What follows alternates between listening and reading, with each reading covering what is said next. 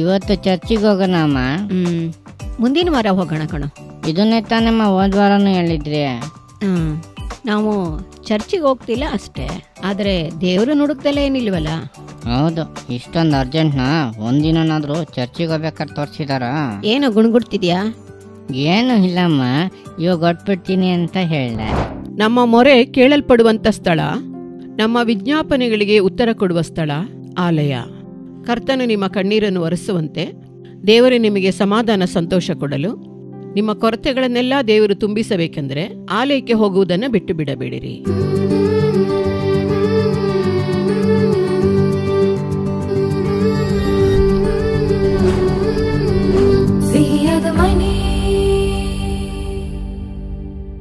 ಪ್ರೀತಿಯ ಹೃದಯಗಳಿಗೆ ನಮ್ಮ ಪ್ರೀತಿಯ ವಂದನೆಗಳು. ಈ ಸಿಹಿಯಾದ ಮನೆ ಕಾರ್ಯಕ್ರಮದ ಮೂಲಕ ನಿಮ್ಮನ್ನು ಸಂಧಿಸುವುದರಲ್ಲಿ ನಾವು ಬಹಳ ಸಂತೋಷ ಪಡುತ್ತೇವೆ. ಈ ವರ್ಷದ 7 ತಿಂಗಳು ನಿಮ್ಮನ್ನು ಕಾದು ನಡೆಸಿಕೊಂಡು ಬಂದ ದೇವರು ಇನ್ನು ಮುಂದೆಯೂ ನಡೆಸುತ್ತಾರೆ. ಈ ದಿನದ ಕಾರ್ಯಕ್ರಮದಲ್ಲಿ ನಾವು ಸಭೆಯಾಗಿ ಕೂಡಿ ಬರುವುದರ ಅವಶ್ಯಕತೆಯ ಕುರಿತಾಗಿ ನೋಡಲಿದ್ದೇವೆ. ಕೊರೋನಾ ಕಾಲದಲ್ಲಿ ಎಲ್ಲಿಯೂ ಹೊರಗೆ ಹೋಗುವುದಕ್ಕೆ ಆಗದೆ, ಸಭೆಯಾಗಿ ಆರಾಧಿಸುವುದಕ್ಕೆ ಆಗದೆ, ಮನೆಯಲ್ಲೇ ಆರಾಧನೆ ಮಾಡಿದಂಥ ಅವಸ್ಥೆಗಳು ಮಾರ್ಪಟ್ಟು ಈಗ ನಾವು ಪುನಃ ಸಭೆಯಾಗಿ ಕೂಡಿ ಬಂದು ಕರ್ತನನ್ನು ಆರಾಧಿಸುವಂತೆ ದೇವರು ಮಾಡುತ್ತಾರೆ. ಆತನ ನಂಬಿಗಸ್ತತೆಗಾಗಿ, ಆತನ ಕೃಪೆಗಾಗಿ ನಾವು ದೇವರಿಗೆ ವಂದನೆ ಹೇಳಬೇಕು. ದೇವರು ನಮಗೆ ಕೊಟ್ಟಿರುವಂತಹ ಸಭೆಯಲ್ಲಿ ಹೋಗಿ ದೇವರನ್ನು ಆರಾಧಿಸುವುದನ್ನು ನಾವು ಎಂದಿಗೂ ಕೂಡ ಬಿಟ್ಟು ಬಿಡಬಾರದು. ಹಾಗೂ ಸಭೆಗಳ ಶುದ್ಧೀಕರಣಕ್ಕಾಗಿ ದೇವರ ಉಜ್ಜೀವನದ ಬೆಂಕಿಯು ಸಭೆಗಳಲ್ಲಿ ಸುರಿಸಲ್ಪಡುವುದಕ್ಕಾಗಿ ನಾವು ಪ್ರಾರ್ಥನೆ ಮಾಡಬೇಕು.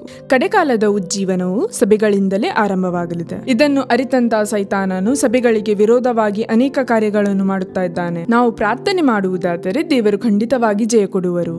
ಅಪೊಸ್ತಲನಾದ ಪೌಲನು ನಮಗೊಂದು ಆಲೋಚನೆ ಕೊಟ್ಟಿದ್ದಾನೆ. ಏನು ಅಂದರೆ, ಸಭೆಯಾಗಿ ಕೂಡಿ ಬರುವುದನ್ನು ಬಿಟ್ಟು ಬಿಡಬೇಡಿ. ಆದ್ದರಿಂದ ಕುಟುಂಬ ಸಮೇತವಾಗಿ ಪ್ರತಿ ಭಾನುವಾರವೂ ನಾವು ಆರಾಧನೆಗೆ ಹೋಗೋಣ, ದೇವರ ಮಹಿಮೆಯನ್ನು ಹೊಂದಿಕೊಳ್ಳೋಣ. ಈಗ ಜ್ಯೋತಿಯಕ್ಕ ನಾಟಕ ನೋಡೋಣವಾ?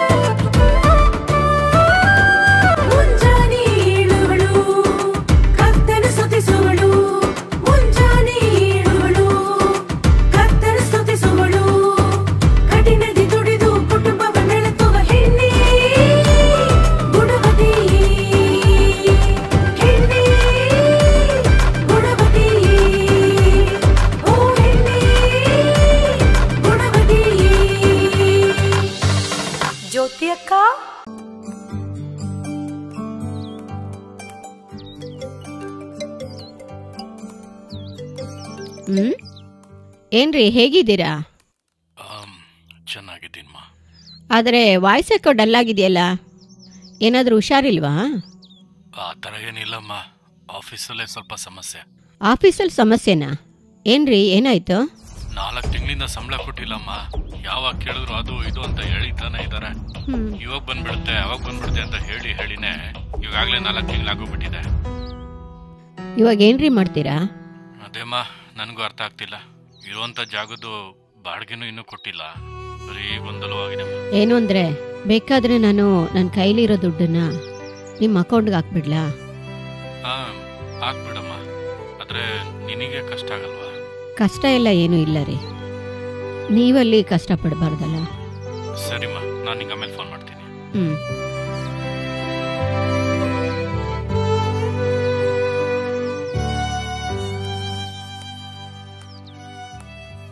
ಅಕ್ಕ, ನನಗೊಂದು ಅರ್ಜೆಂಟ್ ಅವಶ್ಯಕತೆ ಅಕ್ಕ.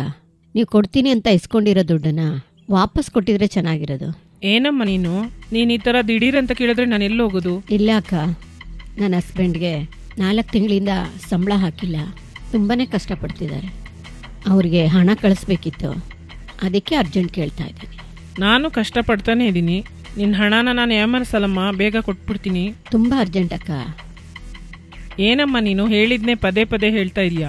ನಂಗೊಂದು ಸ್ವಲ್ಪ ಕೆಲಸ ಇದೆ, ಬರ್ತೀನಿ.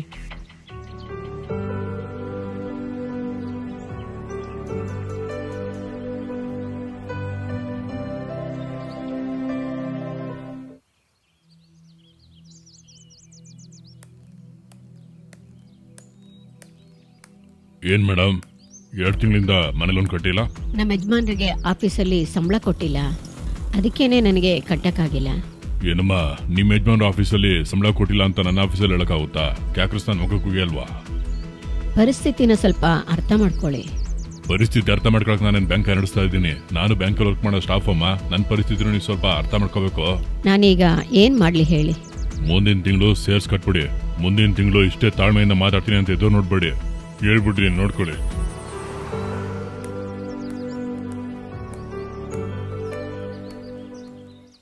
ಏನು ಸುಬ್ಬಿ, ನನ್ನ ಜೊತೆ ಏನೋ ಮಾತಾಡಬೇಕು ಅಂತ ಹೇಳಿದೆ, ಇವಾಗ ಮೌನವಾಗಿದೆಯಾ? ಸ್ವಲ್ಪ ದಿನದಿಂದ ಮನೆ ಒಳಗಡೆ ಆಶೀರ್ವಾದನೇ ಇಲ್ಲಕ್ಕ. ಹಣದ ಸಮಸ್ಯೆ ಬೇರೆ. ನಮ್ಮ ಯಜಮಾನ್ರಿಗೂ ಸಂಬಳನೇ ಕೊಡದಲ್ಲೇ ಇದ್ದಾರೆ. ಬ್ಯಾಂಕಲ್ಲೂ ಲೋನ್ ಕಟ್ಟಕ್ಕಾಗ್ತಿಲ್ಲ. ಏನು ಮಾಡೋದು ಅಂತಲೇ ಗೊತ್ತಾಗ್ತಿಲ್ಲ ಅಕ್ಕ. ಯಾಕೆ ಈ ಥರ ದಿಢೀರಂತ ಬದಲಾಯಿತೋ ಅರ್ಥ ಆಗ್ತಿಲ್ಲ. ಮನೆಯಲ್ಲಿ ಪ್ರಾರ್ಥನೆ ಮಾಡ್ತಿದ್ದೀರಾ? ಹೌದು ಅಕ್ಕ. ದಶಮ ಭಾಗ ಎಲ್ಲ ಕರೆಕ್ಟಾಗಿ ಕೊಡ್ತಾ ಇದ್ದೀರಾ? ಕೊಡ್ತಿದ್ದೀವಿ ಅಕ್ಕ. ಸುಬ್ಬಿ, ನೀನು ನಿನ್ನ ಮಗ ಕರೆಕ್ಟಾಗಿ ಚರ್ಚಿಗೆ ಹೋಗ್ತಾ ಇದ್ದೀರೋ ಇಲ್ವೋ? ಚರ್ಚ್ಗ ಲೋ, ನಾನೇ ರೆಡಿ ಆಗಿದ್ದೀನಿ. ನಿನಗೆ ಯಾಕೋ ಲೇಟ್ ಆಗ್ತಿದೆ? ಹೋಗು, ಬೇಗ ರೆಡಿ ಆಗು. ಹೌದು, ಇಷ್ಟೊಂದು ಅರ್ಜೆಂಟ್ನಾ? ಒಂದಿನಾದ್ರೂ ಚರ್ಚಿಗೆ ಹೋಗ್ಬೇಕಾದ್ರೆ ತೋರಿಸಿದಾರ? ಏನೋ ಗುಣ್ಗುಡ್ತಿದ್ಯಾ? ಏನು ಇಲ್ಲಮ್ಮ, ಇವಾಗ ಹೊಟ್ಬಿಡ್ತೀನಿ ಅಂತ ಹೇಳ್ದೆ. ಹಾ,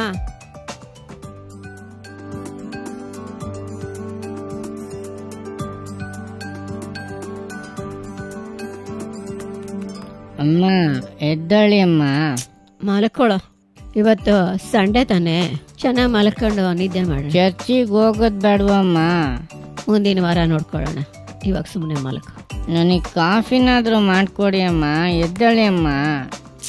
ಇವನೊಬ್ಬ. ಹೌದು, ನಾನು ಮಲ್ಕೊಂಡ್ರೆ ನಿಂಗೆ ಇಷ್ಟ ಆಗಲ್ವಲ್ಲ. ಅಯ್ಯೋ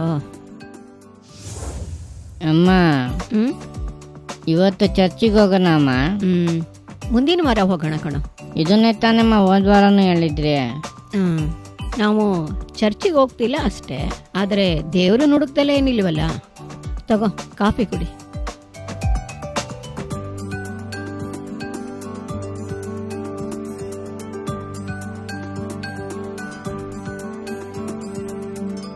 ಟಿವಿಲಿ ಆನ್ಲೈನ್ ಸರ್ವಿಸ್ ಬರ್ತಾ ಇದೆ. ನೀನು ಇಲ್ಲೇ ಕೂತ್ಕೊಂಡು ಆನ್ಲೈನ್ ಸರ್ವಿಸ್ ಅಟೆಂಡ್ ಮಾಡು. ಅಮ್ಮ, ಅದೇ ಲಾಕ್ಡೌನ್ ಮುಗ್ದೋಯ್ತಲ್ವಾ, ಇನ್ನೂ ಆನ್ಲೈನ್ ಸರ್ವಿಸ್ ಅಟೆಂಡ್ ಮಾಡ್ತಾ ಇದ್ದೀರಾ? ಬರ್ತಾ ಬರ್ತಾ ದೊಡ್ಡವ್ರ ಥರ ಮಾತಾಡೋಕ್ಕೆ ಸ್ಟಾರ್ಟ್ ಮಾಡಿದ್ಯಾ. ಸುಮ್ಮನೆ ಕೂತ್ಕೋ.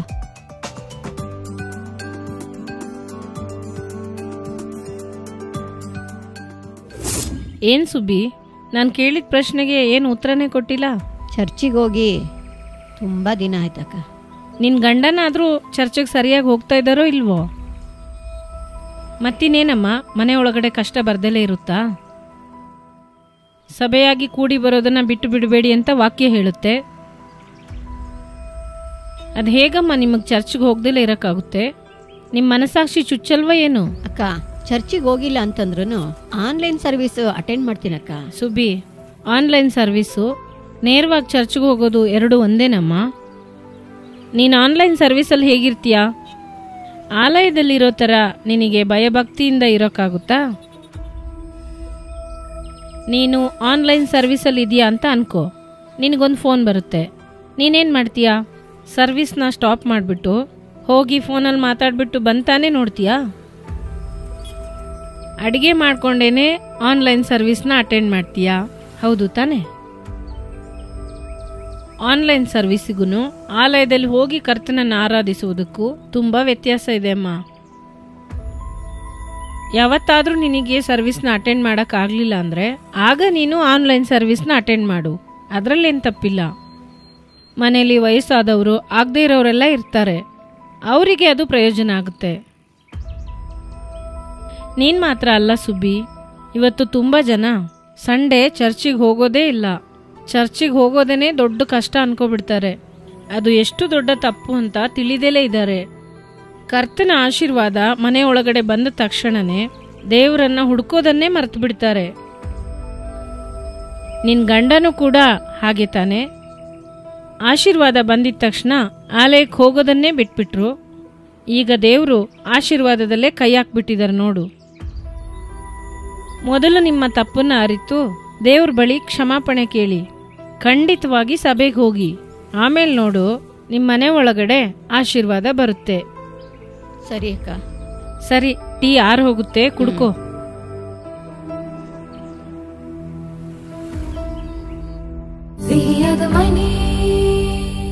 ಪ್ರಿಯರಾದವರೇ, ಆಲಯಕ್ಕೆ ಹೋಗಬೇಕಾದ ಅವಶ್ಯಕತೆಯ ಕುರಿತಾಗಿ ಜ್ಯೋತಿಯ ಕರ್ನಾಟಕದಲ್ಲಿ ನೋಡಿದೆವು. ಇಂದು ಅನೇಕರು ಸೋಮಾರಿತನದಿಂದ ಆಲಯಕ್ಕೆ ಹೋಗದೆ, ದೇವರಿಗೆ ಕೊಡಬೇಕಾದಂತ ಘನತೆಯನ್ನು ಕೊಡದೆ ಹೆಸರಿಗೆ ಆರಾಧನೆ ಮಾಡುತ್ತಾ ಇದ್ದಾರೆ. ಆನ್ಲೈನ್ ಆರಾಧನೆಗಳನ್ನು ತಂದು ಸಭೆಗಳಿಗೆ ಹೋಗದಂತೆ ಸೈತಾನನು ತಡೆಗಳನ್ನು ಮಾಡುತ್ತಾ ಇದ್ದಾನೆ. ಆದರೆ ಇನ್ನೂ ಸಭೆಯಾಗಿ ಕೂಡಿ ಬರುವುದನ್ನು ಬಿಟ್ಟು ಬಿಡಬೇಡಿ. ಈಗ ನಿಮ್ಮ ಆಶೀರ್ವಾದಕ್ಕಾಗಿ ದೇವರ ಸಂದೇಶವನ್ನು ಕೊಟ್ಟು ಪ್ರಾರ್ಥಿಸಲು ಸಹೋದರಿ ಚೆಲ್ಲಾರಾಣಿ ಅಪ್ಪದೊರೆಯವರು ಸಿದ್ಧರಾಗಿದ್ದಾರೆ. ಪ್ರಾರ್ಥನೆಯೊಂದಿಗೆ ದೇವರ ಸಂದೇಶ ಕೇಳಿರಿ. ನೀವು ಕೂಡ ದೇವರ ಆಶೀರ್ವಾದವನ್ನು ಹೊಂದಿಕೊಳ್ಳಿರಿ.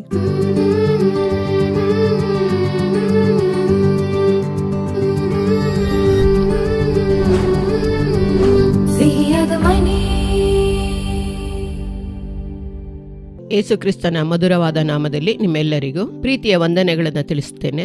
ಸಿಹಿಯಾದ ಮನೆ ಕಾರ್ಯಕ್ರಮದ ಮೂಲಕ ಈ ದಿನ ನಿಮ್ಮೊಂದಿಗೆ ಸೇರಿ ವಾಕ್ಯಗಳನ್ನು ಧ್ಯಾನಿಸುವುದಕ್ಕೆ, ಪ್ರಾರ್ಥಿಸುವುದಕ್ಕೆ ಕೊಟ್ಟಂತ ಭಾಗ್ಯಕ್ಕೋಸ್ಕರ ಕರ್ತನನ್ನು ನಾನು ಸ್ತುತಿಸುತ್ತೇನೆ, ಸ್ತೋತರಿಸುತ್ತೇನೆ. ಈ ಸೇವೆಯ ಮಾರ್ಗದಲ್ಲಿ ಅನೇಕ ಸಹೋದರಿಗಳನ್ನು ಸಂಧಿಸುವಾಗ ಅವರು ತಮ್ಮ ಕಾರ್ಯಗಳನ್ನು ಹಂಚಿಕೊಳ್ಳುತ್ತಾರೆ. ನಾವು ಸೇರಿ ಪ್ರಾರ್ಥನೆ ಮಾಡುವಂತ ಕೃಪೆಯನ್ನು ದೇವರು ನಮಗೆ ಕೊಟ್ಟಿದ್ದಾರೆ. ನೋಡಿರಿ, ಕೆಲವು ಸಹೋದರಿಯರು ಹೇಳುತ್ತಾರೆ, ನಮ್ಮ ಕುಟುಂಬದಲ್ಲಿ ನಾನು ಮಾತ್ರ ಭಾನುವಾರ ಆರಾಧನೆಗೆ ಹೋಗುತ್ತೇನೆ, ನಮ್ಮ ಯಜಮಾನರು ಬರೋದೇ ಇಲ್ಲ. ಯಾವುದಾದರೂ ವಿಶೇಷ ದಿನಗಳಲ್ಲಿ, ಹಬ್ಬಗಳಲ್ಲಿ ಮಾತ್ರ ಬರ್ತಾರೆ. ಕ್ರಿಸ್ಮಸ್, ನ್ಯೂ ಇಯರ್, ಶುಭ ಶುಕ್ರವಾರ, ಈಸ್ಟರ್ ಹಬ್ಬ, ಈ ರೀತಿ ಹಬ್ಬದ ದಿನಗಳಲ್ಲಿ ಮಾತ್ರ ಅವರು ಆಲಯಕ್ಕೆ ಬರುವಂತ ಅಭ್ಯಾಸ ಹೊಂದಿದ್ದಾರೆ. ಅದಕ್ಕಾಗಿ ನೀವು ಪ್ರಾರ್ಥಿಸಿ ಎಂದು ಹೇಳುವರು. ಕೆಲವು ಸಹೋದರಿಯರು ಹೇಳುತ್ತಾರೆ, ನಮಗೆ ಸಮಯವೇ ಇಲ್ಲ, ಹಾಗಾಗಿ ತಿಂಗಳಿಗೆ ಒಮ್ಮೆ ಕರ್ತನ ಭೋಜನ ಆರಾಧನೆಗೆ, ಕರ್ತನ ಭೋಜನ ತೆಗೆದುಕೊಳ್ಳುವುದಕ್ಕೆ ಮಾತ್ರ ಬರುತ್ತೇವೆ. ಇನ್ನು ಕೆಲವರು ಏನು ಹೇಳ್ತಾರೆ, ನಮಗೆ ಕೆಲಸ ಇದೆ, ವ್ಯಾಪಾರ ಇದೆ, ವ್ಯಾಪಾರವನ್ನು ಬಿಟ್ಟು ನಮಗೆ ಆಲಯಕ್ಕೆ ಹೋಗುವುದು ಅದು ಆಗದೇ ಇರುವಂಥ ವಿಷಯ. ಆ ರೀತಿ ಹೇಳುವವರು ಇದ್ದಾರೆ. ಇಂದು ಪ್ರಿಯರಾದವರೇ, ಒಂದು ವೇಳೆ ಆ ರೀತಿಯ ಅವಸ್ಥೆಯಲ್ಲಿ ಈ ಕಾರ್ಯಕ್ರಮ ನೀವು ನೋಡ್ತಾ ಇರಬಹುದು. ಆದರೆ ದೇವರ ವಾಕ್ಯ ಹೇಳುತ್ತದೆ, ಇಬ್ರಿಯರಿಗೆ 10ನೇ ಅಧ್ಯಾಯ ಅದರ 25ನೇ ವಾಕ್ಯವು ಹೇಳುತ್ತದೆ ನೋಡಿರಿ, ಸಭೆಯಾಗಿ ಕೂಡಿಕೊಳ್ಳುವುದನ್ನು ಕೆಲವರು ರೂಢಿಯಾಗಿ ಬಿಟ್ಟಿರುವ ಪ್ರಕಾರ ನಾವು ಬಿಟ್ಟು ಬಿಡದೆ ಒಬ್ಬರನ್ನೊಬ್ಬರು ಎಚ್ಚರಿಸೋಣ. ಕರ್ತನ ಪ್ರತ್ಯಕ್ಷತೆಯ ದಿನವು ಸಮೀಪಿಸುತ್ತಾ ಬರುತ್ತದೆ ಎಂದು ನೀವು ನೋಡುವುದರಿಂದ ಇದನ್ನು ಮತ್ತಷ್ಟು ಮಾಡಿರಿ. ದೇವರ ವಾಕ್ಯವು ಏನು ಹೇಳುತ್ತದೆ? ಇಬ್ರಿಯರಿಗೆ 10:25ರಲ್ಲಿ ಸಭೆಯಾಗಿ ಕೂಡಿ ಬರುವುದನ್ನು ಬಿಟ್ಟು ಬಿಡಬೇಡಿ, ಮತ್ತೊಬ್ಬರಿಗೂ ಇದನ್ನು ಕುರಿತು ಎಚ್ಚರಿಸಿರಿ ಎಂದು ದೇವರ ವಾಕ್ಯ ಹೇಳುತ್ತದೆ. ದೇವರ ಆಲಯವು ದೇವರ ಮನೆ, ದೇವರು ತಂಗಿರುವ ಸ್ಥಳ. ನೋಡಿರಿ, ನಮ್ಮ ಭಾಗದಲ್ಲಿ ಕೆಲವೊಮ್ಮೆ ದೇವರನ್ನು ಅರಿಯದೇ ಇರುವಂತಹ ಸಹೋದರಿಯರು ಆಗಾಗ್ಗೆ ಪ್ರಾರ್ಥನೆಗೆಂದು ಬರುತ್ತಾರೆ. ಕುಟುಂಬದವರಿಗೆ ತಿಳಿಯದಂತೆ ಕೆಲವರು ಬರ್ತಾರೆ. ಹಾಗೆ ಬರುವಾಗ ಅವರು ಹೇಳ್ತಾರೆ, ಹೃದಯದಲ್ಲಿ ತುಂಬ ಭಾರ ಇದೆ, ವೇದನೆ ಇದೆ, ನಿಮ್ಮ ಆಲಯ ನಮ್ಮ ಮನೆ ಪಕ್ಕದಲ್ಲೇ ಇದೆ, ಆದ್ದರಿಂದ ಇಲ್ಲಿ ಬರುವುದು ನಮಗೆ ಬಹಳ ಆಶೀರ್ವಾದ. ಹಾಗಾಗಿ ಸಮಯ ಇರುವಾಗ ಆಲಯದೊಳಗೆ ನಾವು ಹೋಗುತ್ತೇವೆ, ಮನ ತೆರೆದು ಹೃದಯದಲ್ಲಿರುವಂಥ ನನ್ನ ಭಾರವನ್ನೆಲ್ಲ ಹೇಳಿ ಬರುತ್ತೇನೆ. ಪ್ರಾರ್ಥಿಸುವುದಕ್ಕೆ ತಿಳಿಯದು, ಆದರೆ ನನ್ನ ಮನಸ್ಸಿನಲ್ಲಿ ಏನೆಲ್ಲ ವೇದನೆಗಳಿದೆಯೋ ಅದನ್ನೆಲ್ಲ ಹೇಳ್ತೀನಿ. ಅದರ ನಂತರ ನಾನು ಆ ಸ್ಥಳದಿಂದ ಎದ್ದು ಬರುವಾಗ ನೋಡಿ ನನ್ನೊಳಗೆ ಒಂದು ದೊಡ್ಡ ಸಮಾಧಾನ. ಆದ್ದರಿಂದ ನನಗೆ ಯಾವಾಗೆಲ್ಲ ಒಂದು ರೀತಿ ಭಾರ, ದುಃಖ, ಬೇಸರ, ಕೆಲವು ವಿಜ್ಞಾಪನೆಗಳು ಕೇಳಲ್ಪಡಬೇಕಾ, ತಕ್ಷಣ ನೋಡಿ ಯಾರಿಗೂ ತಿಳಿಯದೆ ಆಲಯಕ್ಕೆ ಹೋಗುವೆ. ಒಂದು ಕಡೆ ಕೂತು ಎಲ್ಲಿ ಕೂರಬೇಕು, ಏನು ಮಾಡಬೇಕು ಅಂತ ಗೊತ್ತಿಲ್ಲ. ಆದರೆ ಎಲ್ಲರೂ ಆಲಯಕ್ಕೆ ಹೋಗ್ತಾರಲ್ಲ, ನಾನು ಹೋಗಬೇಕು ಅಂತ ಹೋಗಿದ್ದಿದೆ. ಆದರೆ ಈಗ ಎಡೆಬಿಡದೆ ಹೋಗ್ತೇನೆ. ನನಗೆ ದುಃಖ, ಭಾರಗಳು ಬರುವಾಗ ಅಲ್ಲಿ ಹೋಗಿ ಹೇಳುವೆ, ನಾನಲ್ಲಿ ಕೂತು ಆ ಕಾರ್ಯವನ್ನು ಹೇಳುವೆ. ಏಸುವೆ ಅಂತ ಕರೆದು ಆ ವಿಷಯನೆಲ್ಲ ಹೇಳ್ತೀನಿ. ನನಗೋಸ್ಕರ ಎಷ್ಟೋ ಕಾರ್ಯಗಳನ್ನು ಆ ಯೇಸು ಮಾಡಿದ್ದಾರೆ. ನಾನು ಆಲಯದೊಳಗೆ ಹೋಗಿ ಹಿಂತಿರುಗಿ ಬರುವಂಥ ಸಮಯದಲ್ಲಿ ಒಂದು ರೀತಿ ಸಂತೋಷದಿಂದ, ಸಮಾಧಾನದಿಂದ ಬರುವುದುಂಟು ಅಂತ ಹೇಳ್ತಾರೆ. ಇನ್ನೂ ಕೂಡ ವಾಕ್ಯದಲ್ಲಿ ನಾವು ನೋಡಬಹುದು, ಕೀರ್ತನೆಗಳು 18:6ರಲ್ಲಿ ಹೇಳಲ್ಪಟ್ಟಿದೆ, ಅಂತ ಕಷ್ಟದಲ್ಲಿ ನಾನು ಯೆಹೋವನಿಗೆ ಮೊರೆ ಇಟ್ಟೆನು, ನನ್ನ ದೇವರನ್ನು ಪ್ರಾರ್ಥಿಸಿದೆನು, ಆತನು ತನ್ನ ಮಂದಿರದಲ್ಲಿ ನನ್ನ ಶಬ್ದವನ್ನು ಕೇಳಿದನು, ನನ್ನ ಕೂಗು ಆತನ ಸನ್ನಿಧಿಗೆ ಸೇರಿ ಕೇಳಿಸಿತು. ಅಂದರೆ ದೇವರ ವಾಕ್ಯ ಹೇಳುತ್ತದೆ, ನನಗುಂಟಾದ ಬಹಳ ಕಷ್ಟದಲ್ಲಿ ದೇವರನ್ನು ನೋಡಿ ಮೊರೆ ಇಟ್ಟೆನು, ಆತನು ತನ್ನ ಮಂದಿರದಲ್ಲಿ ನನ್ನ ಶಬ್ದವನ್ನ ಕೇಳಿದನು. ನನ್ನ ಕೂಗು ಆತನ ಸನ್ನಿಧಿಗೆ ಸೇರಿತು. ಹಾಗಾದರೆ ನೋಡಿ, ನಮ್ಮ ಮೊರೆ ಕೇಳಲ್ಪಡುವಂಥ ಸ್ಥಳ, ನಮ್ಮ ವಿಜ್ಞಾಪನೆಗಳಿಗೆ ಉತ್ತರ ಕೊಡುವ ಸ್ಥಳ ಆಲಯ. ಇಂದು ಈ ಕಾರ್ಯಕ್ರಮವನ್ನ ನೋಡ್ತಿರುವಂತ ನೀವು ಆಲಯದ ವಿಷಯದಲ್ಲಿ, ಆಲಯಕ್ಕೆ ಹೋಗುವಂತ ವಿಷಯದಲ್ಲಿ ಒಂದು ವೇಳೆ ಕೊರತೆ ಉಳ್ಳವರಾಗಿರಬಹುದು, ಆಲಯಕ್ಕೆ ಹೋಗದೇ ಇರುವುದಕ್ಕೆ ಯಾವುದಾದರೂ ನೆವ ಹೇಳುವವರಾಗಿರಬಹುದು. ನಿಮ್ಮ ವಿಜ್ಞಾಪನೆ ಕೇಳಲ್ಪಡುವಂತೆ, ಕರ್ತನು ನಿಮ್ಮ ಕಣ್ಣೀರನ್ನು ಒರೆಸುವಂತೆ, ದೇವರು ನಿಮಗೆ ಸಮಾಧಾನ ಸಂತೋಷ ಕೊಡಲು, ನಿಮ್ಮ ಕೊರತೆಗಳನ್ನೆಲ್ಲ ದೇವರು ತುಂಬಿಸಬೇಕೆಂದರೆ ಆಲಯಕ್ಕೆ ಹೋಗುವುದನ್ನು ಬಿಟ್ಟು ಬಿಡಬೇಡಿರಿ. ದೇವರ ಸಮ್ಮುಖದಲ್ಲಿ ಕಾದಿದ್ದು ಪ್ರಾರ್ಥಿಸುವಾಗ ಆ ಅನುಭವ ಹೊಂದಿರುವವರಿಗೆ ಅದರ ಸಂತೋಷ ಗೊತ್ತು. ಆದ್ದರಿಂದ ಈ ಕಾರ್ಯಕ್ರಮ ನೋಡುವಂತ ನೀವು ಈ ಅನುಭವದಲ್ಲಿ ಬಲಗೊಳ್ಳಿರಿ. ಸಾಧ್ಯವಾಗುವಾಗಲೆಲ್ಲ ಆಲಯಕ್ಕೆ ಹೋಗಿ. ಭಾನುವಾರದ ಆರಾಧನೆಯನ್ನು ಎಂದಿಗೂ ಕೂಡ ನೀವು ಬಿಟ್ಟು ಬಿಡಬಾರದು. ದೇವರ ಸಮ್ಮುಖದಲ್ಲಿ ಹೋಗಿ ಕಾದಿರುವುದು, ಕೂಡಿ ಬರುವುದು ದೇವರಿಗೆ ಇಷ್ಟವಾಗಿರುವಂತ ಒಂದು ಕಾರ್ಯ. ಅದು ನಮಗೂ ನಮ್ಮ ಕುಟುಂಬಕ್ಕೂ ದೊಡ್ಡ ಆಶೀರ್ವಾದ. ಇಂದು ಪ್ರಿಯರೇ, ಅನೇಕ ಪರಿಸ್ಥಿತಿಗಳ ಮಧ್ಯೆ ಈ ಕಾರ್ಯಕ್ರಮ ನೋಡುತ್ತಾ ಇರಬಹುದು. ಮಕ್ಕಳಿಲ್ಲದ ಅವಸ್ಥೆಯಲ್ಲಿ ದೇವರು ನನಗೆ ಒಂದು ಮಗುವನ್ನ ಕೊಡಬೇಕು ಎಂದು ಈ ಕಾರ್ಯಕ್ರಮ ನೋಡುತ್ತಾ ಇರಬಹುದು. ಅಥವಾ ಕುಟುಂಬ ರಕ್ಷಣೆ ಹೊಂದಬೇಕು, ಎಷ್ಟೋ ದಿನದಿಂದ ಪ್ರಾರ್ಥಿಸ್ತಾ ಇದ್ದೇನೆ, ಏನೂ ಉತ್ತರ ಬರಲಿಲ್ಲವಲ್ಲ ಎಂಬುದಾಗಿ ಇನ್ನೂ ನಿಮ್ಮ ಹೃದಯದಲ್ಲಿ ಆ ವಿಷಯ ವೇದನೆಯಾಗಿರಬಹುದು. ನಿಮ್ಮ ಹೃದಯದಲ್ಲಿರುವ ಭಾರ ಪ್ರಾರ್ಥಿಸಿದರೂ ಆ ಭಾರ ಹೋಗದೇ ಇರುವಂತೆ, ಆ ದುಃಖ ಮಾರ್ಪಡದೇ ಇರುವಂತೆ ಕಾಣಬಹುದು. ಆದರೆ ಆಲಯಕ್ಕೆ ಹೋಗಿ ದೇವರ ಪಾದದಲ್ಲಿ ಪ್ರಾರ್ಥಿಸಿ ಸವಿದು ನೋಡಿರಿ. ಪ್ರಾರ್ಥಿಸಿದವರಿಗೆ ಗೊತ್ತು. ನಾನೆಷ್ಟೋ ಅನುಭವವನ್ನ ಹೊಂದಿದ್ದೇನೆ. ನಾನು ಆ ರೀತಿ ದೇವರ ಸಮ್ಮುಖಕ್ಕೆ ಹೋಗಿ, ದೇವರೇ ನಿಮ್ಮ ಪಾದಗಳಲ್ಲಿ ನಾನು ಬಂದಿದ್ದೇನೆ, ನಿಮ್ಮನ್ನು ಬಿಟ್ಟರೆ ನನಗೆ ಮಾರ್ಗವಿಲ್ಲ, ನಿಮ್ಮ ಮನೆಗೆ ನಾನು ಬಂದಿದ್ದೇನೆ, ನಿಮ್ಮ ಕರುಣೆ ತೋರಿಸಿ, ನಿಮ್ಮ ಕರುಣೆಯ ಕಣ್ಣುಗಳಿಂದ ನನ್ನನ್ನು ನೋಡಿರಿ. ಹಾಗೆ ದೇವರ ಸಮ್ಮುಖದಲ್ಲಿ ಪ್ರಾರ್ಥಿಸುವಾಗ ಇದುವರೆಗೆ ನನ್ನ ದುಃಖ ಮಾರ್ಪಡಲಿಲ್ಲ, ನನ್ನ ಭಯ ಗೊಂದಲಗಳು ಮಾರ್ಪಡಲಿಲ್ಲ, ಎಷ್ಟೋ ಪ್ರಾರ್ಥಿಸ್ತೇನೆ, ಇನ್ನೂ ಪ್ರಾರ್ಥನೆ ಕೇಳಲ್ಪಟ್ಟಿಲ್ಲ, ವೇದನೆಗಳು ಮಾರ್ಪಟ್ಟಿಲ್ಲ ಎಂದು ನೀವು ಈ ಕಾರ್ಯಕ್ರಮ ನೋಡುತ್ತಾ ಇರಬಹುದು. ದೇವರ ಆಲಯದಲ್ಲಿ, ದೇವರ ಸಮ್ಮುಖದಲ್ಲಿ ಹೋಗಿ ನಿಮ್ಮ ವಿಜ್ಞಾಪನೆಗಳನ್ನು ಆತನ ಮುಂದೆ ಇಟ್ಟು ಬಿಡಿರಿ.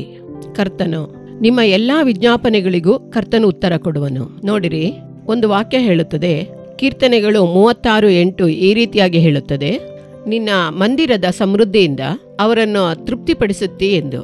ಅಂದರೆ ಒಂದು ಸಂಪೂರ್ಣವಾದ ಆಶೀರ್ವಾದ, ಒಂದು ಪರಿಪೂರ್ಣ ಸಂತೃಪ್ತಿಯನ್ನು ದೇವರ ಸಮ್ಮುಖದಲ್ಲಿ, ಆತನ ಆಲಯದಲ್ಲಿ ನಾವು ಹೋಗಿ ಆತನನ್ನು ಸ್ತುತಿಸಿ ಆರಾಧಿಸಿ, ದೇವರ ಸಮ್ಮುಖದಲ್ಲಿ ನಮ್ಮನ್ನು ತಗ್ಗಿಸಿ ಅರ್ಪಿಸಿ, ನಮ್ಮ ಎಲ್ಲಾ ವಿಷಯಗಳನ್ನು ನಾವು ನಂಬಿಕೆಯಿಂದ ಹೇಳಿ ಬರುವಾಗ ನೋಡಿರಿ, ನಮ್ಮಲ್ಲಿ ಒಂದು ಸಂಪೂರ್ಣವಾದಂಥ ತೃಪ್ತಿ, ಒಂದು ಸಂತೃಪ್ತಿಯಿಂದ ಬರಬಹುದೆಂದು ವಾಕ್ಯ ಹೇಳುತ್ತದೆ. ಆದ್ದರಿಂದ ಈ ದಿನದಲ್ಲಿ ಆಲಯಕ್ಕೆ ಹೋಗುವಂತ ಒಂದು ಅಭ್ಯಾಸವನ್ನು, ಆ ಅನುಭವವನ್ನು ಬಿಟ್ಟು ಬಿಡಬೇಡಿ. ಸಭೆಯಾಗಿ ಕೂಡಿ ಬರುವುದನ್ನು ಕರ್ತನು ಎದುರು ನೋಡುತ್ತಾನೆ. ನಿಮ್ಮ ನಂಬಿಕೆ ಬಲಗೊಳ್ಳುವಂತೆ ಒಂದೇ ಒಂದು ಸಾಕ್ಷಿಯನ್ನು ಹೇಳಿ ನಾವು ಪ್ರಾರ್ಥನೆ ಸಮಯಕ್ಕೆ ಹೋಗೋಣ. ನೋಡಿರಿ, ಗ್ರಾಮಗಳಿಗೆ ಸೇವೆಗೆ ಹೋಗುವುದು ನನಗೆ ಬಹಳ ಇಷ್ಟ. ಅದರಲ್ಲಿ ಒಂದು 6-7 ವರ್ಷಗಳ ಹಿಂದೆ ಒಬ್ಬ ತಾಯಿಯವರು ಹೇಳಿದಂತ ಸಾಕ್ಷಿ. ಆ ತಾಯಿಯವರಿಗೆ ನೋಡಿರಿ, ಮಣ್ಣು ಹೊರುವ ಕೆಲಸ, ಸರ್ಕಾರದಿಂದ ಕೊಟ್ಟಿರುವಂತ ಒಂದು ಮಣ್ಣು ಹೊರುವ ಕೆಲಸ. ಅವರಿಗೊಬ್ಬ ಮಗ. ಆ ಮಗ ಹುಟ್ಟಿ 1 ವರ್ಷದೊಳಗಡೆ ಅವರ ಗಂಡ ಅವರು ತೀರಿ ಹೋದರು. ಆ ತಾಯಿಯವರು ಅವನನ್ನ ಓದಿಸಿದರು. ಆದರೆ ಆ ಮಗನಿಗೆ ಓದುವುದಕ್ಕಾಗಲಿಲ್ಲ, ತಾಯಿಗೂ ಆ ವೆಚ್ಚವನ್ನು ಕೊಡುವುದಕ್ಕಾಗಲಿಲ್ಲ. 5ನೇ ತರಗತಿಯವರಿಗೆ ಮಾತ್ರ ಓದಿದ. ನಂತರ ಅವನು ಗ್ರಾಮಗಳಲ್ಲಿ ಮನೆ ಕಟ್ಟುವಂತ ಕೆಲಸಕ್ಕೆ, ಆ ಗಾರೆ ಕೂಲಿ ಕೆಲಸಕ್ಕೆ ಅವನು ಹೋದನು. ಆದರೆ 6 ವರ್ಷಗಳ ಹಿಂದೆ ಹೇಳಿದಂತ ಒಂದು ಕಾರ್ಯ, ಅಂದರೆ ಅದಕ್ಕೂ 2 ವರ್ಷಗಳ ಹಿಂದೆ ನಡೆದದ್ದು. ಅವನಿಗೊಂದು ಜ್ವರ ಬಂದಿತ್ತು. ಬಂದು ಒಂದು ಕಾಲು ಅವನಿಗೆ ನಿಷ್ಕ್ರಿಯವಾಯಿತು. ನಂತರ ನಡೆಯುವುದಕ್ಕೆ ಆಗಲಿಲ್ಲ. ಎಲ್ಲರೂ ಹೇಳಿದರು, ಅಲ್ಲಿಗೆ ಹೋಗಿ ನೋಡಿ, ಇಲ್ಲಿಗೆ ಹೋಗಿ ನೋಡಿ ಎಂಬುದಾಗಿ. ನನಗೆ ಹೋಗುವುದಕ್ಕೆ, ಖರ್ಚು ಮಾಡೋದಕ್ಕೆಲ್ಲ ಆಗಲಿಲ್ಲ. ನನಗೆ ಸಹಾಯ ಮಾಡುವುದಕ್ಕೆ ಯಾವ ವ್ಯಕ್ತಿಗಳೂ ಇಲ್ಲ. ಆದರೆ ಒಂದೇ ಒಂದು ಗೊತ್ತಿತ್ತು, ದೇವರ ಆಲಯ ನನ್ನ ಮನೆ ಪಕ್ಕದಲ್ಲೇ ಇತ್ತು. ಆ ಗ್ರಾಮದಲ್ಲಿ ನೋಡಿರಿ, ಅದು ಒಂದು ಬಹಳ ಚಿಕ್ಕ ಗ್ರಾಮ. ಆ ತಾಯಿಯವರು ಹೇಳಿದರು, ನಾನು ಆಲಯಕ್ಕೆ ನನ್ನ ಮಗನನ್ನ, ಅವನಿಗೆ 1 ಕಾಲು ಬರುವುದಿಲ್ಲ, ನಡೆಯುವುದಕ್ಕಾಗದು, ಹೆಗಲ ಮೇಲೆ ಕೈ ಹಾಕಿಕೊಂಡು 1 ಕಾಲಿನ ಸಹಾಯದಿಂದಲೇ ಆಲಯಕ್ಕೆ ಕರೆದುಕೊಂಡು ಹೋಗುವೆ. ಅಲ್ಲಿ ಆಲಯದಲ್ಲಿ ಇಟ್ಟಿರುವಂತೆ ಎಣ್ಣೆಯನ್ನು ಹಚ್ಚಿ ಪ್ರಾರ್ಥಿಸಿ, ದಿನ ಸಂಜೆ ಆ ಎಣ್ಣೆಯನ್ನು ಅವನ ಕಾಲುಗಳಿಗೆ ಹಚ್ಚಿ, ಅಲ್ಲಿ 1 ಗಂಟೆ ಅಥವಾ 2 ಗಂಟೆ ಅಲ್ಲಿ ನನ್ನ ಭಾರವನ್ನೆಲ್ಲ ಹೊಯ್ದು ಕಣ್ಣೀರಿನಿಂದ ಪ್ರಾರ್ಥಿಸಿ ಮಗನನ್ನು ಕರೆದುಕೊಂಡು ಬರುವೆ. ಹೀಗೆ ತಿಂಗಳುಗಳು ಕಳೆದವು. ನನ್ನನ್ನು ನೋಡಿದ ಎಲ್ಲರೂ ಪರಿಹಾಸ್ಯ ಮಾಡಿದರು. ಮಗನನ್ನು ಕರೆದುಕೊಂಡು ಹೊತ್ಕೊಂಡು ಹೋಗ್ತಾಳೆ, ಅವನಲ್ಲಿ ನಡೆಯುತ್ತಾನೆ ಎಂಬುದಾಗಿ ಎಲ್ಲ ಹೇಳಿದರು. ನಡೆದಂತ ಒಂದು ಕಾರ್ಯ, ನಾನು ಆಲಯಕ್ಕೆ ಹೋಗುವುದನ್ನ ಒಂದು ದಿನವೂ ತಪ್ಪಿಸುವುದಿಲ್ಲ. ಏನೋ ಮನೆಯಲ್ಲಿ ಗಂಜಿ ಮಾಡಿಕೊಂಡು ಕುಡಿಯುತ್ತಿದ್ದೆವು. ಕೆಲಸ ಮುಗಿಸಿ ಬಂದು ಗಂಜಿಯನ್ನ ಕುಡಿದು ಮಗನನ್ನ ಹೊತ್ತುಕೊಂಡು ಆಲಯಕ್ಕೆ ಹೋಗುವೆ. ಅಲ್ಲಿ ದೇವರ ಸಮ್ಮುಖದಲ್ಲಿ ಹಾಗೆಯೇ ಮಲಗಿಸಿ ಬಿಡ್ತಿದ್ದೆ. ಆ ಸ್ಥಳದಲ್ಲಿ ಎಣ್ಣೆ ಹಚ್ಚಿ, ದೇವರೇ, ಇದು ನಿಮ್ಮ ಕಲ್ವಾರಿ ರಕ್ತವಾಗಿ ಇದನ್ನು ಹಚ್ಚುತ್ತೇನೆ ದೇವರೇ ಅಂತ ನಾನು ತಿಳಿದಂತ ರೀತಿಯಲ್ಲಿ ಪ್ರಾರ್ಥನೆಯನ್ನ ಮಾಡಿ ಬರುವುದುಂಟು. ದಿನಗಳು ಕಳೆದಂತೆ ನೋಡಿರಿ, ಬಲಹೀನವಾದಂತ ಕಾಲು ಬಲಗೊಂಡಿತ್ತು. ಸುಮಾರು 1.5 ವರ್ಷದೊಳಗಡೆ ಅವನು ಪೂರ್ತಿಯಾಗಿ ತಾನಾಗಿ ಎದ್ದು ನಡೆಯುವಂತೆ ಒಂದು ಬಲವನ್ನ ಕರ್ತನೇ ಕೊಟ್ಟನು. ಆ ಬಲವನ್ನ ಎಲ್ಲಿ ಹೊಂದಿಕೊಂಡೆ? ಕರ್ತನ ಆಲಯದಲ್ಲೇ. ಯಾವ ಸೇವಕರ ಬಳಿ ಹೋಗಿ ಪ್ರಾರ್ಥನೆ ಮಾಡಿಸಿಕೊಳ್ಳುವುದು ನನಗೆ ಗೊತ್ತಿಲ್ಲ. ಖರ್ಚು ಮಾಡಿ ಕರೆದುಕೊಂಡು ಹೋಗಲಿಕ್ಕೆ ಆಗದು. ವೈದ್ಯರ ಬಳಿ ಖರ್ಚು ಮಾಡೋದಕ್ಕೆ ಹಣ ಇಲ್ಲ. ನನಗೆ ತಿಳಿದಿರುವುದು ಒಂದೇ ಒಂದು, ಏಸು ಇದ್ದಾರೆ. ಆಲಯದಲ್ಲಿ ಏಸು ಇದ್ದಾರೆ. ನನಗೆ ಓದು ಬರಹ ಗೊತ್ತಿಲ್ಲ. ಆ ಆಲಯದಲ್ಲಿ ಏಸು ಇದ್ದಾರೆ. ಅವರಿಗೆ ನನ್ನ ಮಗನನ್ನ ಒಪ್ಪಿಸ್ತೇನೆ. ಆ ಒಂದು ಉದ್ದೇಶದಿಂದಲೇ ನಾನು ಅಲ್ಲಿಗೆ ಹೋದೆ. ದೇವರೇ, ನನಗೆ ಗಂಡ ಇಲ್ಲ, ಮಗನು ನಡೆಯುವುದಕ್ಕಾಗದೇ ಇದ್ದಾನೆ. ಏಸುವೆ, ನಿಮ್ಮನ್ನು ಬಿಟ್ಟರೆ ನಮಗೆ ಮಾರ್ಗವೇ ಇಲ್ಲ, ಖರ್ಚು ಮಾಡೋದಕ್ಕೆ ಹಣವೂ ಇಲ್ಲ, ಸಹಾಯ ಮಾಡಿ. ಆ ಒಂದು ಮಾತನ್ನ ಹೇಳಿ 1 ಗಂಟೆ 2 ಗಂಟೆ ಅಲ್ಲೇ ಕುಳಿತು ಪ್ರಾರ್ಥನೆ ಮಾಡಿ ಬರುವೆ. ನನ್ನನ್ನು ಎಷ್ಟೋ ಜನ ಪರಿಹಾಸ್ಯ ಮಾಡಿದರು. 1.5 ವರ್ಷಗಳ ನಂತರ ಅವನಿಗೆ ಸ್ವಲ್ಪ ಬಲ ಉಂಟಾಯಿತು. ದಿನೇ ದಿನೇ ಕಾಲು ಬಲಗೊಂಡಿತ್ತು. 1.5 ವರ್ಷದಲ್ಲಿ ದೃಢವಾಗಿ ನಡೆಯುವಂತೆ, ಯಾವುದೇ ಸಪೋರ್ಟ್ ಕೂಡ ಇಲ್ಲದೆ ಅವನು ನಡೆಯುವಂತೆ ದೇವರು ಕೃಪೆ ಕೊಟ್ಟಿದ್ದಾರೆ. ಅಷ್ಟು ಮಾತ್ರ ಅಲ್ಲ, ನಮ್ಮ ಇಡೀ ಊರಿನವರೇ ಆಶ್ಚರ್ಯ ಪಡುವಂತೆ ಆ ಚಿಕ್ಕ ಗ್ರಾಮದಲ್ಲಿದ್ದ ಜನರು, ಅದರ ನಂತರ ಅನೇಕರು ಆಲಯಕ್ಕೆ ಹೋಗುವುದಕ್ಕೆ ಆರಂಭಿಸಿದರು. ಅನೇಕರು ಅದ್ಭುತ ಹೊಂದುತ್ತಾ ಇದ್ದಾರೆ. ಇವತ್ತು ನೋಡಿ, ಇವನೇ ನನ್ನ ಮಗ ಎಂಬುದಾಗಿ ಕರೆದುಕೊಂಡು ಬಂದು ಸೇವೆಯಲ್ಲಿ ನನ್ನನ್ನು ಬಂದು ನೋಡಿ ಸಾಕ್ಷಿ ಹೇಳಿದರು. ಇಂದು ಪ್ರಿಯರೇ, ಆಲಯದಲ್ಲಿ ಕರ್ತನು ಇದ್ದಾನೆ. ಆ ನಿಶ್ಚಯದೊಟ್ಟಿಗೆ ಹೋಗಿರಿ. ಆಲಯದಲ್ಲಿ ಆರಾಧನೆ ನಡೆಸುವವರನ್ನಲ್ಲ, ದೇವರನ್ನು ನೋಡಲು ಹೋಗುತ್ತೇನೆ. ಕರ್ತನಿದ್ದಾನೆ. ನನ್ನ ಕಾರ್ಯಗಳನ್ನ ದೇವರ ಬಳಿ ಹೇಳೋದಿಕ್ಕೆ ಹೋಗ್ತೇನೆ. ಆ ರೀತಿಯಾಗಿ ಹೇಳಿ, ಆ ಒಂದು ಅರ್ಪಣೆಯಿಂದ ನೀವು ಮುಂದೆ ಸಾಗಿರಿ. ಆಲಯಕ್ಕೆ ಹೋಗುವ ನಿಮ್ಮನ್ನ ದೇವರು ಘನಪಡಿಸುತ್ತಾರೆ. ಆಲಯದಲ್ಲಿ ದೇವರ ಪಾದಗಳಲ್ಲಿ ಕಾದಿರುವ ನಿಮ್ಮ ವಿಜ್ಞಾಪನೆಗಳನ್ನು ದೇವರು ಕೇಳುತ್ತಾರೆ. ನಿಮ್ಮನ್ನು, ನಿಮ್ಮ ಕುಟುಂಬವನ್ನು ದೇವರು ಸಾಕ್ಷಿಯಾಗಿ ನಿಲ್ಲಿಸುವರು. ಆ ಆಶೀರ್ವಾದಗಳನ್ನು ಹೊಂದಿಕೊಳ್ಳುವಂತೆ ಎಲ್ಲರೂ ಪ್ರಾರ್ಥಿಸೋಣ. ನಾವು ಪ್ರಾರ್ಥಿಸೋಣ. ಸ್ತುತಿಸುತ್ತೇವೆ ರಾಜ, ನಿಮ್ಮನ್ನು ಕೃತಜ್ಞತೆಯಿಂದ ಸ್ತುತಿಸಿ ಸ್ತೋತರಿಸುತ್ತೇವೆ. ದೇವರೇ, ಸಭೆಯಾಗಿ ಕೂಡಿ ಬರುವುದನ್ನು ಇಷ್ಟಪಡುವಂತ ನಿಮ್ಮ ಬಲವುಳ್ಳ ಕರಗಳಲ್ಲಿ ದೇವರೇ, ನನ್ನೊಂದಿಗೆ ಸೇರಿ ಪ್ರಾರ್ಥಿಸುತ್ತಿರುವಂತ ಪ್ರತಿಯೊಬ್ಬರನ್ನು, ಪ್ರತಿಯೊಂದು ಕುಟುಂಬಗಳನ್ನು ಸಮರ್ಪಿಸಿ ಪ್ರಾರ್ಥಿಸ್ತೇನೆ. ಆಲಯವನ್ನು ಪ್ರೀತಿಸಲು, ಆಲಯದ ಕಾರ್ಯದಲ್ಲಿ ಒಳಗಾಗುವಂತೆ ಕೃಪೆಯನ್ನು, ಬಲವನ್ನು ಪ್ರತಿಯೊಬ್ಬರಿಗೂ ಅನುಗ್ರಹಿಸಿ ದೇವರೇ. ಆಲಯಕ್ಕೆ ಕೊಡಬೇಕಾದಂತ ಕಾಣಿಕೆಗಳನ್ನು ಕೊಡುವಂತ ಹೃದಯಗಳನ್ನು ಕೊಡಿ ದೇವರೇ. ಹೃದಯದಲ್ಲಿ ನೀವು ಮಾತನಾಡಿ ದೇವರೇ. ಆಲಯವು ಅದು ನೀವಿರುವಂತ ಸ್ಥಳ. ನಿಮಗಾಗಿ ಸೇವೆ ಮಾಡುವಂತಹ ಒಂದು ಸಮರ್ಪಣೆಯನ್ನು ನನ್ನೊಂದಿಗೆ ಸೇರಿ ಪ್ರಾರ್ಥಿಸುತ್ತಿರುವಂತ ಪ್ರತಿಯೊಬ್ಬರಿಗೂ ಕೊಡಬೇಕಾಗಿ ಬೇಡುತ್ತೇನೆ. ನೀವು ಆಲಯದಲ್ಲಿ ಇದ್ದೀರಿ ದೇವರೇ. ಆಲಯದಲ್ಲಿ ಮಾಡುವಂತ ಪ್ರತಿಯೊಂದು ವಿಜ್ಞಾಪನೆಗಳಿಗೆ ನೀವು ಕಿವಿಗೊಡುತ್ತೀರಿ ದೇವರೇ. ಪ್ರಾರ್ಥನೆಗಳಿಗೆ ಉತ್ತರ ಕೊಡುವಂತ ದೇವರು ನೀವೇ. ಆ ನಿಶ್ಚಯದೊಟ್ಟಿಗೆ ನನ್ನೊಟ್ಟಿಗೆ ಸೇರಿ ಪ್ರಾರ್ಥಿಸುತ್ತಿರುವಂತ ಪ್ರತಿಯೊಬ್ಬರ ಜೀವಿತದಲ್ಲೂ ದೇವರೇ, ಆಲಯವನ್ನು ಪ್ರೀತಿಸಿ ಆಲಯಕ್ಕೆ ಹೋಗುವಂತ ಅನುಭವವನ್ನು ದೇವರು ಕೊಟ್ಟು ನೀವು ಘನಪಡಿಸಬೇಕಾಗಿ ಬೇಡುತ್ತೇವೆ. ಅಷ್ಟು ಮಾತ್ರವಲ್ಲ, ಆಲಯದ ಆರಾಧನೆಗೆ ಹೋಗುವಾಗಲೇ ನಾನು ಕರ್ತನನ್ನು ನೋಡುತ್ತೇನೆ, ಕರ್ತನಿಂದ ಆಶೀರ್ವಾದಗಳನ್ನು ಹೊಂದಿಕೊಳ್ಳುತ್ತೇನೆ, ಕರ್ತನು ನನ್ನನ್ನು, ನನ್ನ ಕುಟುಂಬವನ್ನು ಸಾಕ್ಷಿಯಾಗಿ ನಿಲ್ಲಿಸುವರು ಎಂಬ ನಿಶ್ಚಯದೊಟ್ಟಿಗೆ ನಿಮ್ಮ ನಾಮವನ್ನು ಮಹಿಮೆ ಪಡಿಸಲು ಕರ್ತನೆ ಕೃಪೆ ಕೊಡಬೇಕಾಗಿ ಪ್ರಾರ್ಥಿಸ್ತೇನೆ. ಇಂದು ಅರ್ಪಿಸಿದವರ ಜವಾಬ್ದಾರಿಯನ್ನು ದೇವರು ತೆಗೆದುಕೊಂಡಿರುವುದಕ್ಕಾಗಿ ಸ್ತೋತ್ರ. ಕುಟುಂಬಗಳಾಗಿ ಆಲಯವನ್ನು ಪ್ರೀತಿಸುವುದಕ್ಕೂ, ಆಲಯಗಳಲ್ಲಿ ಸೇವೆಯನ್ನು ಮಾಡುವುದಕ್ಕೂ, ಆಲಯದಲ್ಲಿ ನಿಮ್ಮ ನಾಮವನ್ನು ಮಹಿಮೆ ಪಡಿಸಲು ಆಲಯಕ್ಕೆ ಕೊಡಬೇಕಾದಂತ ಕಾಣಿಕೆಗಳನ್ನು ಕೊಡುವುದಕ್ಕೂ ಕರ್ತನು ಒಬ್ಬೊಬ್ಬರನ್ನು ಸಂಧಿಸಿದ ಕೃಪೆಗಾಗಿ ಸ್ತೋತ್ರ. ಈ ದಿನ ಪ್ರಾರ್ಥಿಸಿದಂತ ಪ್ರತಿಯೊಂದು ಕುಟುಂಬಗಳ ಮೂಲಕವೂ ಕರ್ತನ ನಾಮ ಮಹಿಮೆ ಹೊಂದುವುದಕ್ಕಾಗಿ ನಿಮಗೆ ಸ್ತುತಿ ಸ್ತೋತ್ರಗಳು ಯೇಸಯ್ಯ. ಎಲ್ಲ ಕುಟುಂಬಗಳನ್ನು ತಗ್ಗಿಸಿ ಒಪ್ಪಿಸುತ್ತೇನೆ. ಮುಂದುವರೆದು ಕರ್ತನ ನಾಮಕ್ಕೆ ಮಹಿಮೆ ಉಂಟಾಗಲಿ. ಯೇಸುವಿನ ನಾಮದಲ್ಲಿ ಪ್ರಾರ್ಥನೆಯನ್ನು ಕೇಳಿರಿ ತಂದೆಯೇ, ಆಮೆನ್. ಪ್ರಿಯರಾದವರೇ, ನಾವು ಪ್ರಾರ್ಥನೆ ಮಾಡಿದೆವು, ಕರ್ತನು ಕೇಳಿದನು. ನೀವು ಸಮರ್ಪಿಸಿದಂತೆ ಆಲಯಕ್ಕೆ ಹೋಗುವುದನ್ನು ಬಿಟ್ಟು ಬಿಡದೆ ತಪ್ಪದೆ ಆಲಯಕ್ಕೆ ಹೋಗಿರಿ. ಸಭೆಯಾಗಿ ಕೂಡಿ ಬರುವುದು ಕರ್ತನು ಇಷ್ಟಪಡುವಂತ ಒಂದು ಕಾರ್ಯ. ಈ ವಾಕ್ಯವನ್ನು ಎಂದಿಗೂ ಮರೆಯದೆ ನೆನಪಿನಲ್ಲಿಟ್ಟುಕೊಳ್ಳಿರಿ. ಆಲಯಕ್ಕೆ ಹೋಗಿರಿ. ಆಲಯಕ್ಕೆ ಕೊಡುವಂತ ಕಾಣಿಕೆಯಲ್ಲಿ ನೀವು ನಂಬಿಗಸ್ತರಾಗಿರಿ. ಆಲಯದಲ್ಲಿ ದೇವರಿಗಾಗಿ ನೀವು ಸೇವೆ ಮಾಡಿರಿ. ಆಲಯಕ್ಕೆ ಹೋಗಿ ನಿಮ್ಮಿಂದ ಆಗುವಂತಹ ಸೇವೆಯನ್ನ ಮಾಡಿರಿ. ಕರ್ತನು ಅದಕ್ಕೆ ತಕ್ಕಂತ ಪ್ರತಿಫಲವನ್ನ ಕೊಡುತ್ತಾರೆ. ನನ್ನ ಜನರಿಗೂ ಇತರ ಜನರಿಗೂ ವ್ಯತ್ಯಾಸವನ್ನು ಉಂಟು ಮಾಡುವೆನು ಎಂದು ಕರ್ತನು ಹೇಳಿರುವಂತಹ ವಾಕ್ಯದ ಪ್ರಕಾರ ನಿಮ್ಮನ್ನು, ನಿಮ್ಮ ಕುಟುಂಬವನ್ನು ಕರ್ತನು ಬೇಲಿ ಹಾಕಿ ಕಾಯುವನು. ನಿಮ್ಮ ಕುಟುಂಬದ ಮೂಲಕ ಕರ್ತನ ನಾಮ ಮಹಿಮೆ ಪಡುತ್ತದೆ. ಆಮೆನ್. ಪ್ರಿಯರಾದವರೇ, ಈ ದಿನದ ಕಾರ್ಯಕ್ರಮ ಮತ್ತು ದೇವರ ಸಂದೇಶ ನಿಮಗೆ ಆಶೀರ್ವಾದವಾಗಿತ್ತೆಂದು ನಾವು ನಂಬುತ್ತೇವೆ. ಭಕ್ತನಾದ ದಾವಿದನು ಹೇಳುತ್ತಾನೆ, ನಿನ್ನ ಆಲಯದ ಅಂಗಳದಲ್ಲಿ ಕಳೆಯುವ ಒಂದು ದಿನವು ಬೇರೆ ಸಹಸ್ರ ದಿನಗಳಿಗಿಂತ ಉತ್ತಮವಾಗಿದೆ. ಆದ್ದರಿಂದ ತಪ್ಪದೆ ಆರಾಧನೆಗೆ ಹೋಗುವುದಕ್ಕೆ ಅರ್ಪಿಸಿಕೊಳ್ಳೋಣ. ದೇವರ ಮನೆಯ ಮೇಲುಗಳಿಂದ ತೃಪ್ತಿಗೊಳ್ಳೋಣ. ನಿಮ್ಮ ಪ್ರಾರ್ಥನಾ ಮನವಿಗಳು ಏನೇ ಇದ್ದರೂ ನಮಗೆ ಕಳುಹಿಸಿಕೊಡುವುದನ್ನು ನೀವು ಮರೆಯಬೇಡಿರಿ. ಪ್ರಾರ್ಥಿಸೋಣ ಬನ್ನಿ ಕಾರ್ಯಕ್ರಮವನ್ನು ನೋಡಲು ಮರೆಯಬೇಡಿ. ಪುನಃ ಮುಂದಿನ ವಾರ ಇದೇ ಸಮಯದಲ್ಲಿ ಇದೇ ಕಾರ್ಯಕ್ರಮದಲ್ಲಿ ಸಂಧಿಸೋಣ. ಅದುವರೆಗೂ ದೇವರ ಕೃಪೆ ನಿಮ್ಮೊಂದಿಗಿರಲಿ. For further details and prayer support, Jesus Redeems Ministries, Nalamavadi, Thoothukudi District, 628-211. Our phone number 080-3545-4545. God bless you.